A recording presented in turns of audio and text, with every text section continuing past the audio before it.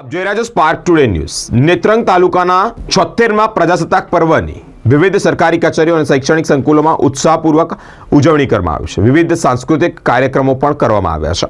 આ પ્રસંગે તાલુકા વિકાસ અધિકારી Sohel Patel, Netrang police inspector R C Vasava, taluka health officer doctor A N Singh, taluka panchayat પ્રમુખ વસુધાબેન વસાવા અને અધિકારીઓ ઉપસ્થિત રહ્યા હતા।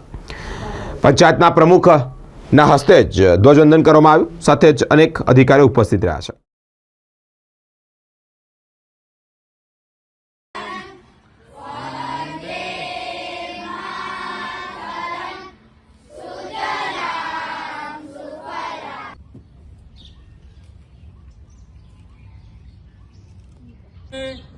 Day.